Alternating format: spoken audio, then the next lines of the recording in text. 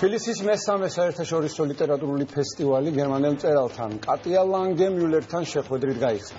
2018 წელს ფრანკფურტის წიგნის ბაზრობაზე საქართველოს საპატიო სტუმრის სტატუსით არის მიწვეული და სწორედ ამ საპასუხისმგებლო მისიის გამო იმართება ქართველი და გერმანელი მწერლების შეხვედრები, გაცნობა თუ ერთობლივი საუბრები.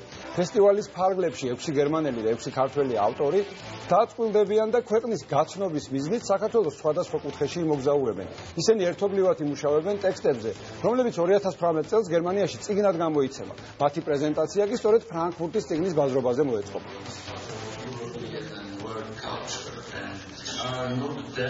მე მიხარია რომ ფესტივალი უკვე ტრადიციად ჩამოყალიბდა, რაც მისდამი ინტერესის გაღვივებას უწყობს ხელს, მათ შორის საერთაშორისო უცხოელი მწერლების და გამომცემლების მხრიდან ძალიან მრავალფეროვანი და საინტერესო პროგრამა არის გათვალისწინებული, მათ შორის გაიზარდა ლოკაციები, სადაც სხვადასხვა საფესტივალო ღონისძიებები ჩატარდება. წელს 24 მონაწილე ყავს, 24 ავტორი, 17 სხვადასხვა ქვეყნიდან.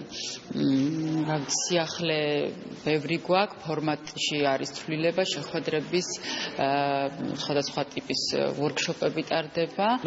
საქართველოში პირველად ჩამოვედი, არაჩვეულებრივ ქალაქში მოვხდი. ფესტივალის ფარგლებში დღეს გერმანული პროგრამა წარვადგინე. ვფიქრობ, ქართველ კოლეგებთან თანამშრომლობა ძალიან საინტერესო და მრავალფეროვანი იქნება.